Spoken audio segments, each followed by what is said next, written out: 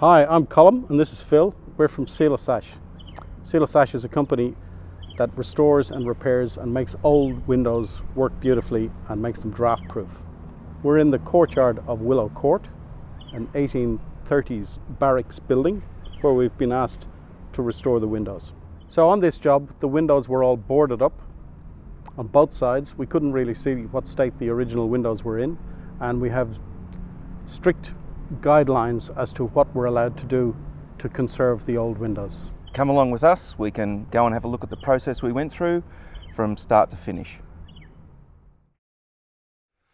This is a typical window that we were asked to refurbish. We first came and did a 2-day report on 40 odd windows.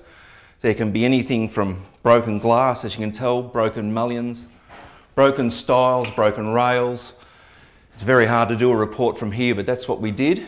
And we have to bring them back to a working order.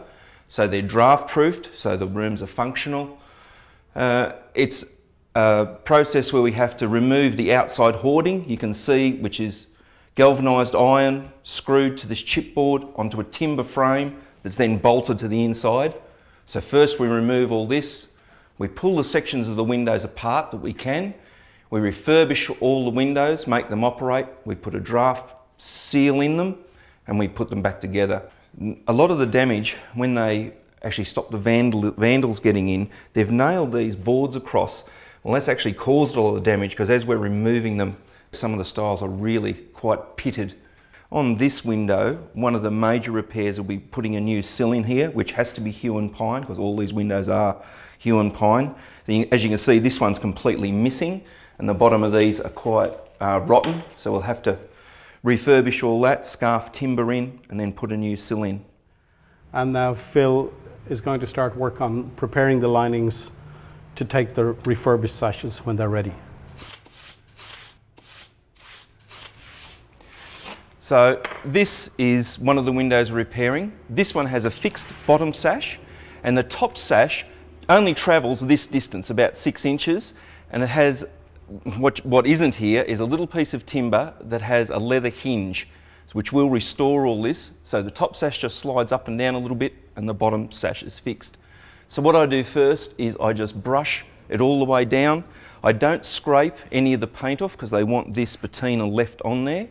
I remove any nails or like little tags of the leather and I bag them because they'll be kept for historic reasons. And then we return the leather and the nails to as close as we possibly can to the original state that it was. And we, like I said before, we draft seal them and we make them operable.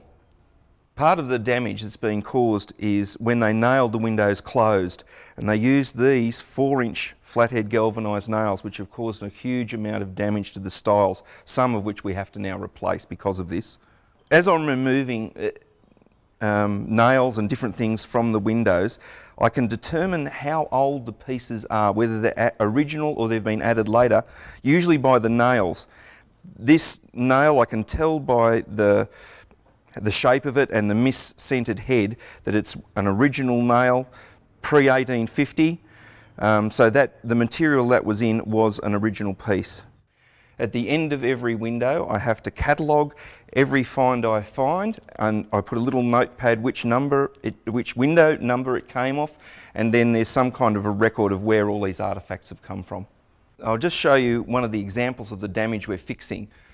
This is the top plate which holds the bars originally when the prisoners were in here.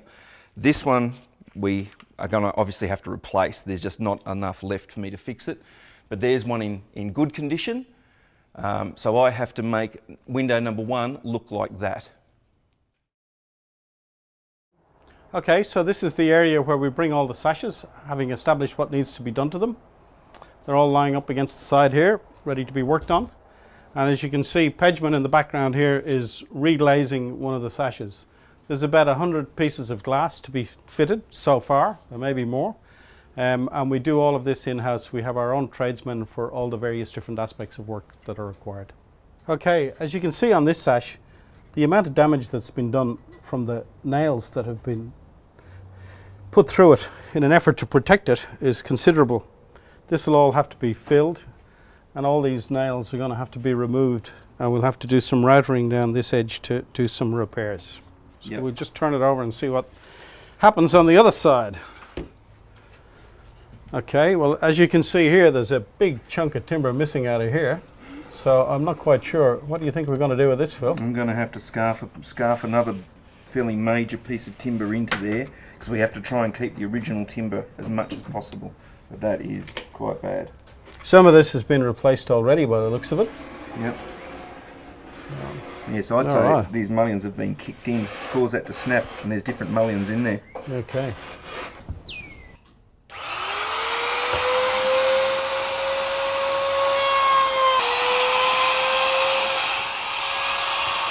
So now we just measure the scarf bit of timber we need, which is, I would make 22. Now we just check it for the sectional size, which is right both ways. Take fraction over length. So you always make them a little bit oversized, because we'll just sand it down once it's glued in. I think that'll be perfect. All right. Yeah. Take out the outside. See, in the old days we used to have to use PVA, and you would put this on and clamp it, and you'd have to leave it Overnight.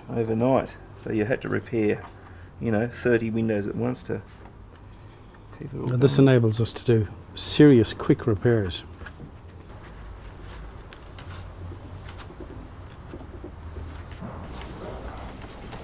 This is why the gloves don't last too long. That'll do. Our first 5 windows here were pivot windows. They took a lot of getting out. Some of these top sashes took 2 hours alone, because we had to remove them without damaging. You can see it's a very old pivot mechanism, straight from the 1830s. We took them apart. The bottom sash doesn't move, that's fixed, just the top pivots. Then with the top sash we cleaned them up, re-glazed them. The screws, or partly nailed, we replaced with the slot head screws. And then we put a draft seal in it, but it had to be hidden because an historic building obviously didn't have them originally. So we placed it in the sides of the stiles and where the meeting rail goes, so no one sees where we've put a brush around, and in the very top that's also hidden against the top. They work perfectly now. This is one of our pivot windows that's finished. They haven't worked for decades. We planed them up, put our seals in, and as you can see now, they function quite well. The problem we have with these is the outside surround is proud of the reveal, so we had to plane the windows down a little bit so it would actually pass. So at the end of this exhaustive process, we end up with 183-year-old windows that work beautifully and are draft sealed. Music to my ears.